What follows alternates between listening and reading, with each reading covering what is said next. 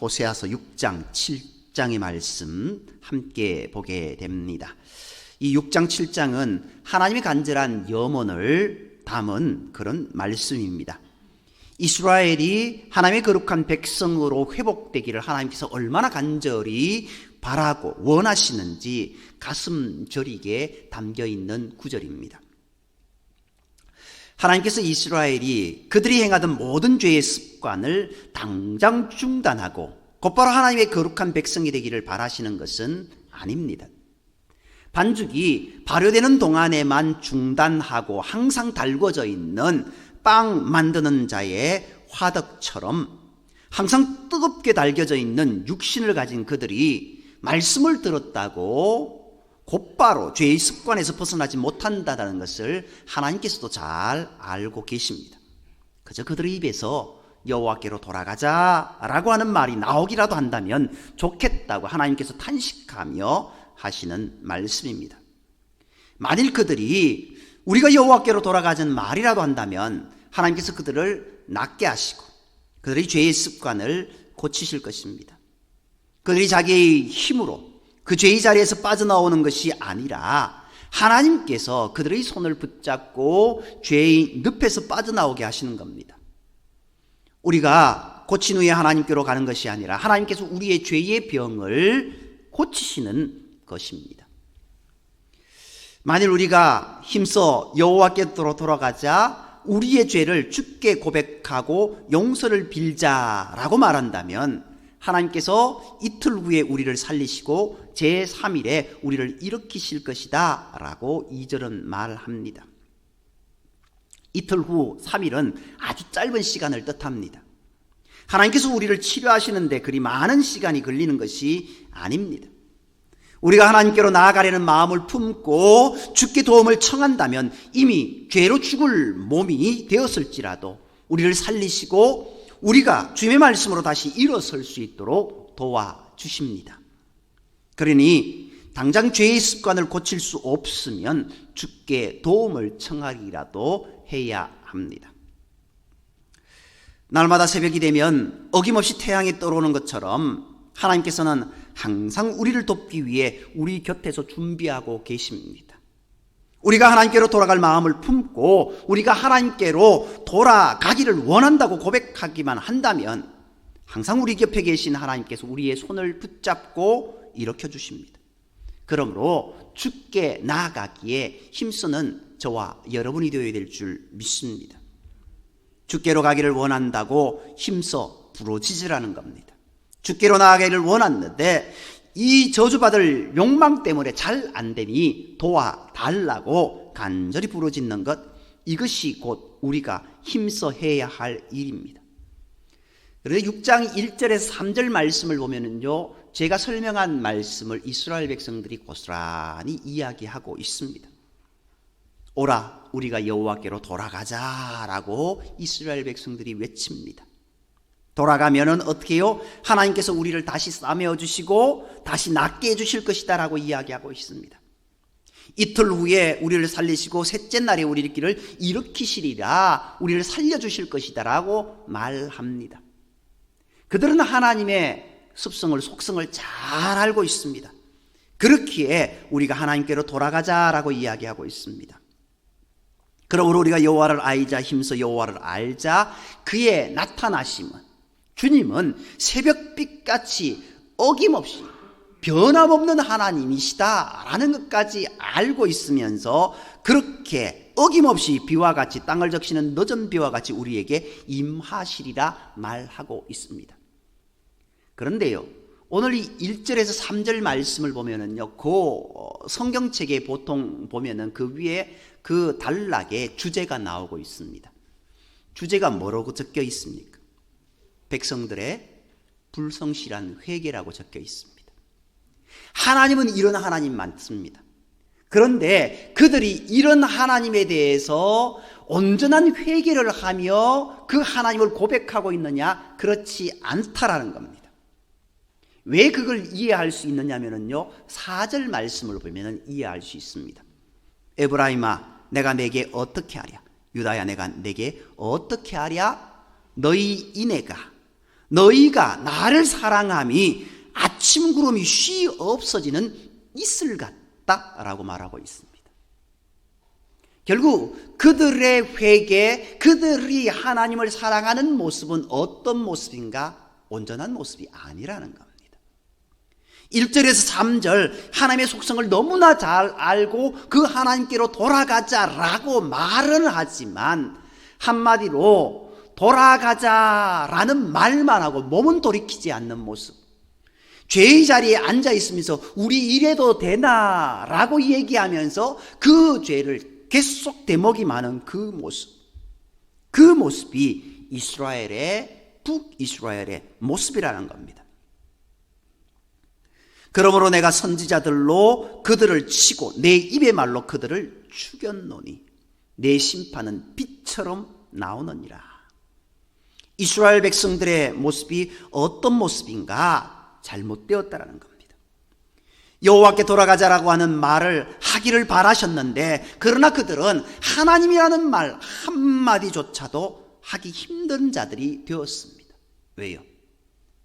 그들이 하나님을 바라는 것이 아니라 세상을 바라보고 나아갔기 때문에 세상이 더 좋습니다. 그저 그들의 입에서 나오는 말이라고는 바알뿐입니다. 육신으로 하는 일이라고는 폭력과 거짓과 음란과 그런 잘못된 하나님이 가장 미워하시는 일들이라는 겁니다. 그래서 하나님께서 선지자들을 보내셔서 그들을 심판과 징계로 치시리라 라고 말씀하고 있습니다. 그러나 어찌합니까? 아무리 무서운 말로 경고를 해도 도무지 두려워하지 않습니다. 장차 지옥에 떨어져서 어떻게 고통을 당하게 될 것인지, 영원히 고통당하게 되리라는 말보다도 그들의 호주머니에 있는 단돈 10만 원이 사라지는 것 더 두려워했다라는 겁니다. 하나님의 진노의 말씀보다 오늘 밤에 있을 그들 앞에 닥쳐진 그런 즐거움, 그 누리는 것, 그것이 더 중요하게 여겨졌다라는 겁니다. 하나님께서는 그렇게 죄를 밥 먹듯 저지르면서 드리는 예배에 대해서 경고합니다. 6절 말씀에 나는 인애를 원하고 제사를 원하지 아니하며 번제보다 하나님을 아는 것을 원하노라 이렇게 말씀하고 있습니다. 월요일부터 토요일까지 죄 속에 살다가 주일에 교회에 와서 예배에 참여하는 것만으로 한 주간 저지른 죄를 퉁치겠다는 속셈을 주께서 뻔히 다 보고 계십니다. 이런 예배는 예배가 아니라 뇌물입니다. 회개 없이 복 받으려 하니 뇌물이 아니고 뭡니까? 하나님을 향한 간절함 없이 은혜를 받으려고 하니 놀부심뿐입니다. 하나님께서는 제사보다 인애를, 번제보다 하나님을 아는 것을 더 원하십니다. 제사의 형식을 바르게 갖추는 것보다 하나님을 향한 사랑의 마음이 더 중요하다고 하고, 번제를 드릴 때 해야 할 일을 바르게 하는 것보다 하나님을 알고자 하는 열망을 갖는 것이 더 중요하다라고 말씀하고 있습니다. 우리식으로 말하면은 예배 드릴 때 사도신경을 앞으로부터 해서 해야 되나, 앞에 해야 되나, 뒤에 해야 되나, 옥신각신 많이 했습니다.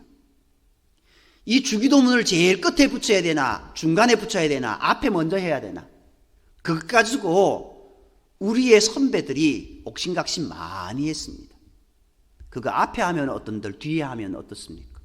앞에 하면은 먼저 고백하고 예배 드리는 거고, 뒤에 하면은 그 하나님의 그 모습을 마지막 결단하며 고백하는 모습이 되지 않습니까?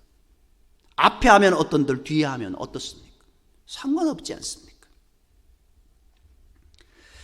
장로교회 예배가 더 좋은 예배인가? 아니면 감리교회 예배가 더 좋은 예배인가? 아니면 침례교나 성결교나 순복음교회가 진정한 예배를 드리는 그런 교회인가? 아니라는 겁니다. 하나님께서 원하시는 것은 예배의 절차가 어떻다 하는 것이 아니라 예배 드리는 자의 마음 속에 하나님을 향한 사랑의 마음을 갖는 것을 더 중요하게 여기신다라는 겁니다. 그리고 하나님께 가까이 나아가고자 하는 간절한 열망을 찾고 계시다라는 겁니다. 오늘 우리는 어떤 모습으로 나아가고 있습니까? 제사와 번제의 그 외적인 형식적인 것에 치중하는 것이 아니라 하나님을 사랑하고 하나님을 더 뜨겁게 알아갈 수 있는 우리의 모습, 그래서 하나님이 기뻐하시는 일을 행할 수 있는 그 모습이 우리의 삶에 있어야 될 줄 믿습니다.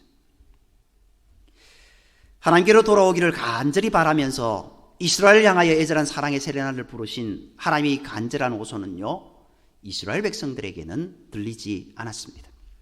이미 그들의 마음에는 욕망이 가득 차 있었기 때문입니다. 하나님께서는 길르앗은 악을 행하는 성읍이라고 말합니다. 이 길르앗은 르우벤과 갓과 므낫세 반지파가 살고 있는 요단 동평 땅을 가리키고 있습니다. 그렇지만 여기에서는요, 북왕국 이스라엘을 지칭하는 말이기도 합니다. 어떻게 해요? 북왕국 이스라엘 전체가 이미 악으로 가득한 성읍이 되었다라는 겁니다. 또 세겜길에서라고 이야기하고 있습니다. 이 세겜은 사마리아에서 베델로 가는 길목에 있는 성읍입니다. 더구나 세겜은 실수로 사람을 죽인 죄인들이 생명을 보존받기 위해 피하는 성읍인 도피성이 있는 곳이기도 합니다. 그런데 제사장들이 숨었다가 베델로 가는 순례객과 세겜으로 도망하여 생명을 보호하려는 자들을 약탈하고 살인합니다. 다른 사람이 아니라 제사장들이. 그들을 보호해야 할 제사장들이 도리어 그들을 죽이고 있다는 겁니다. 그들은 하나님 품으로 인도해야 할 자들이 도리어 약탈합니다. 그야말로 이스라엘이 전체적으로 다 오염되었다라는 것을 말씀하고 있는 겁니다. 그러므로 하나님께서 에브라임과 유다의 추수할 날짜를 정해 놓았다고 말씀하고 있습니다. 여기서 말하는 추수 날짜는 심판날을 뜻합니다. 그들이 하나님의 도우심의 손길을 끝내 거부하니 하나님의 심판을 받을 수밖에 없게 된 겁니다. 하나님께서 호세아를 통해서 이스라엘 백성들에게 간절하고도 애절하게 호소하셨으나 그들이 끝내 거절하여 심판을 받게 된 것처럼 오늘날에도 우리에게 하나님께서 간절하고 애절하신 호소를 하십니다. 하지만 그 호소에 귀 기울이는 자는 참으로 적습니다. 우리 앞에도 하나님께서 이미 작정하신 추수의 때가 기다리고 있습니다. 교회에 나가 기도하는 자들도 세상 끝으로 달라고 기도할 뿐 하나님을 사랑하게 해달라고 하는 참된 기도는 적습니다. 오늘 우리는 어떠한가? 하나님이 기뻐하시는 그 모습 가운데 걸어가고 있는가? 하나님이 미워하시는 길로 걸어가고 있는가? 정말 하나님 앞에 기도하고 회개한다고는 하지만 진정한 모습으로 회개하는 모습이 아니라 그저 형식적인 기도만, 형식적인 예배만 하고 있는 것은 아닌가? 우리 스스로 돌아보아야 됩니다. 6장에서 하나님께 돌아오기를 바라고 여호와께 돌아가자는 말만 하여도 좋으련만 이스라엘 백성들은 진정한 돌이킴을 하지 않았습니다. 이제 7장에서는요, 하나님의 치료를 거부하는 이스라엘 백성들의 모습을 다시 말씀합니다. 하나님께서 이스라엘을 치료하려 하실 때마다 이스라엘은 하나님의 도움의 손길을 거부하고 죄와 악으로 빨리 달려가기만 했습니다. 마치 치료를 거부하는 어떤 고약한 환자처럼 이스라엘은 하나님의 은총의 손길을 거부하고 바알에게로, 세상으로, 그리고 음란한 죄의 현장으로 달려가기만 했습니다. 그렇게도 하나님을 거부하고 도망하기만 하는 이스라엘을 향하여 하나님께서 또다시 도움의 손길을 펼치려 하십니다. 이스라엘의 창문을 향하여 기타를 들고 또다시 사랑의 세레나데를 부르시고 계시는 겁니다.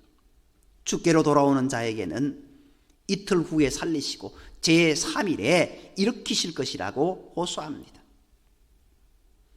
하나님께서 그들이 저지른 모든 악을 다 기억하고 계시다는 것을 전혀 마음에 두고 있지 않은 자들을 향하여 기가 막혀 하십니다.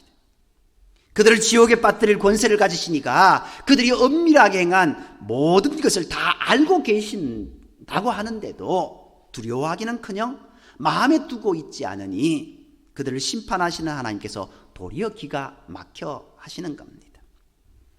하나님의 치료를 거부하고 떠난다고 해결되는 것이 아닙니다. 나의 죄를 다 아시는 그분이 결국 나를 심판하실 텐데 지금 부담스럽다고 떠난다면 나중에 그 심판을 어떻게 당하겠습니까? 하나님께 치료받기가 부담스럽더라도 주님께로 나와야 됩니다. 있는 모습 그대로 나와 자신을 고쳐달라고 나는 죄인입니다라고 고백해야 되는데 그들은 주님께로 나와 외치지 못합니다. 이스라엘이 이렇게 하나님의 치료를 거부하는 이유는 그들의 몸속에 있는 죄가 너무 강하게 들어가 있기 때문입니다. 항상 몸이 달아있는 자들이었습니다. 언제든 기회만 있으면 죄의 현장으로 달려가 그렇게 죄를 지을 준비가 되어 있는 자들이었습니다. 빵 만드는 자의 화덕이 반죽이 발효될 때만 잠시 그 발효될 때 그 준비 시간 동안만 잠시 불이 꺼져 있을 뿐 항상 달궈져 있는 것처럼 이스라엘 백성들도 성욕에 항상 달궈져 있고 무력에 항상 달궈져 있고 욕심에 항상 달궈져 있는 기회만 있으면 그 길로 달려가고 있다라는 겁니다. 언제 또 죄 지을 기회가 없을까 호시탐탐 기회만 엿보고 있습니다. 그러니 하나님께 치료받기 싫습니다. 치료를 받으면 그 죄의 즐거움을 누릴 수 없게 되기 때문입니다. 그래서 하나님께서 고쳐주시겠다고 말씀하셔도 거부하는 겁니다. 그들은 자기들의 이기적인 욕망을 채울 수만 있다면 제사장이나 왕까지도 죽이는 자들이었습니다. 욕망을 채울 수만 있었다면 언제든지 가족들까지도 버릴 수 있는 자들이었습니다. 그렇게 서로 죽이고 죽이는 피해 나라가 되었음에도 불구하고 누구 하나 하나님께 부르짖어 기도하지 않았습니다. 오늘은 내가 저 사람을 죽였으나 내일은 다른 사람이 나를 죽일 수 있습니다. 강변 욕망 속에서 서로 죽이고 죽는 불안한 즐거움을 그들은 마치 롤러코스터 타듯 그렇게 즐기듯 그렇게 불안한 삶을 즐기며 하나님의 손길을 외면하며 살아가고 있습니다. 그러기에 이들의 모습을 하나님은 이렇게 비유하십니다.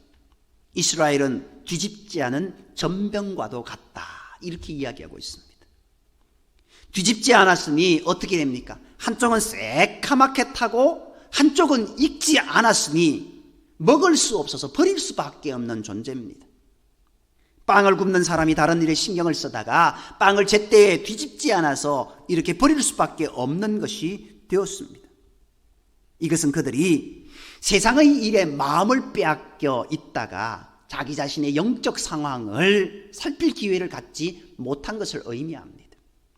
그러다 하나님께서 정하신 회개의 마지막 기회마저 날려버리고 말았습니다. 그래서 이제 그들에게는 심판밖에 남지 않았다는 것입니다. 또한 지혜로운 비둘기라면 자기 집으로 바로 돌아와야 할 텐데 어리석은 비둘기이니 엉뚱한 곳에 갔다가 잡혀 먹힌다고 말합니다.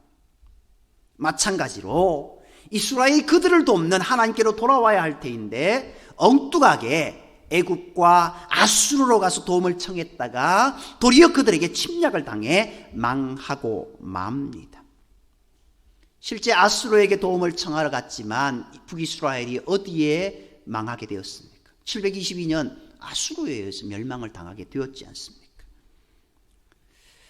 그들을 끝까지 사랑하신 자가 누구인지, 그들을 끝까지 놓치지 않고 돌볼 능력을 가지시니가 누구인지 알지 못하는 어리석은 비둘기가 이스라엘 백성이었다라는 겁니다.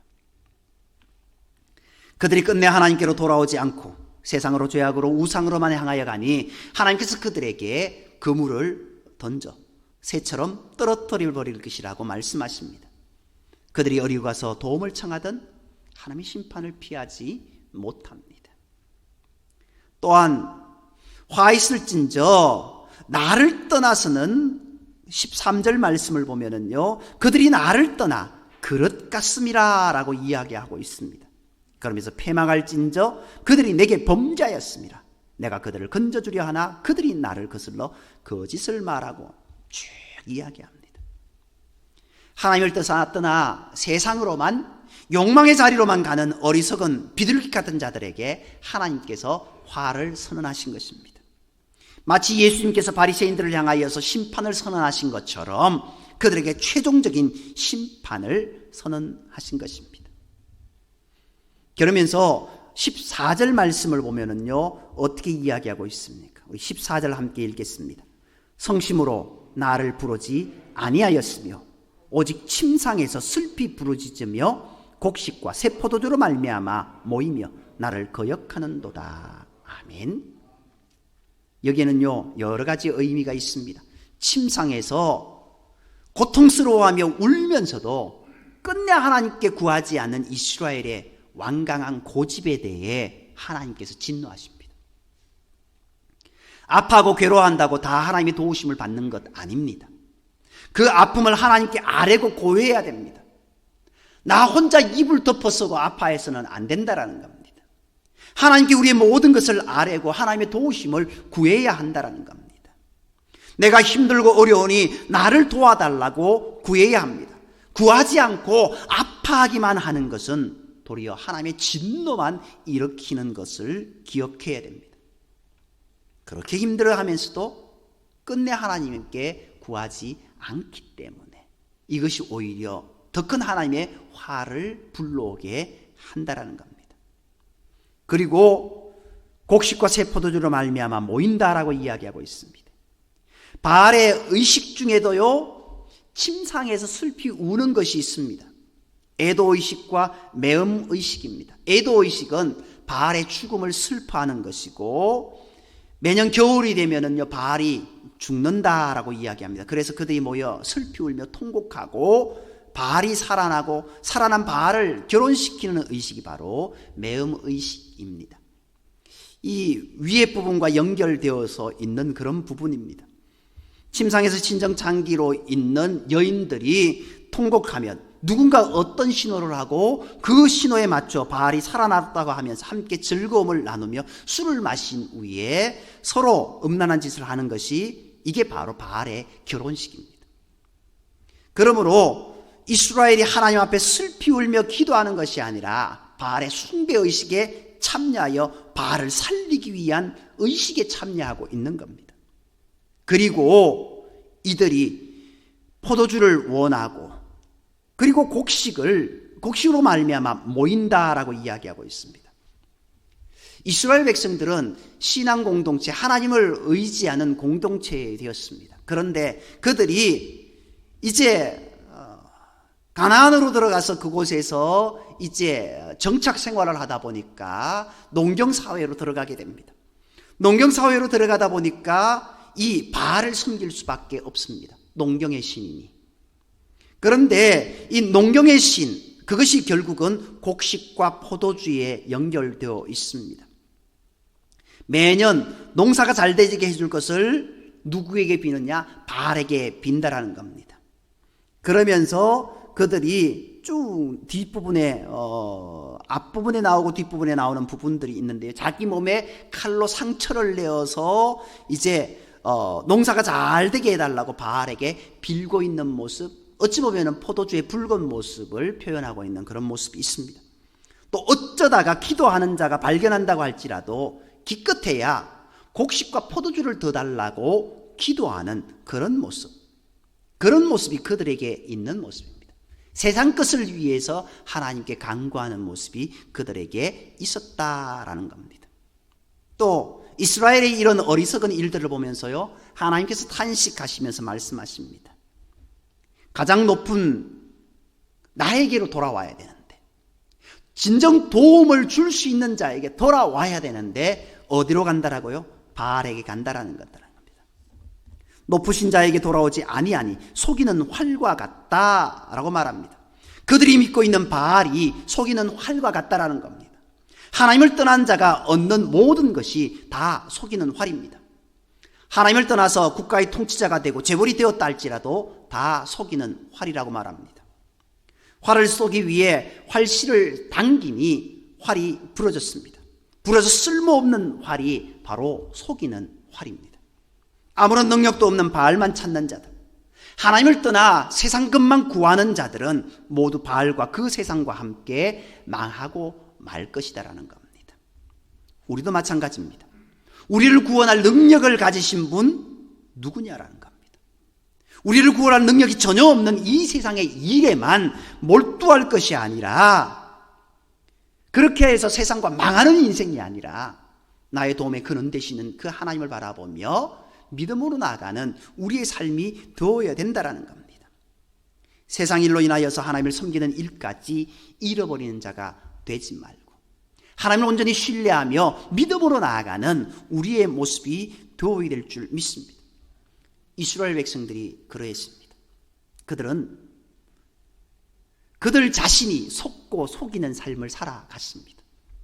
나는 하나님을 섬긴다고 하면서도 바알을 섬겼고, 하나님을 향하여서 찬양한다고 하면서도 바알을 찬양했고, 결국 하나님의 뜻을 위해 살아간다라고, 율법대로 살아간다라고, 말씀대로 살아간다라고 고백했지만 자기의 유익을 위해서, 즐거움을 위해서 살아갔던 모습들이 이스라엘 백성들의 모습이었다라는 겁니다.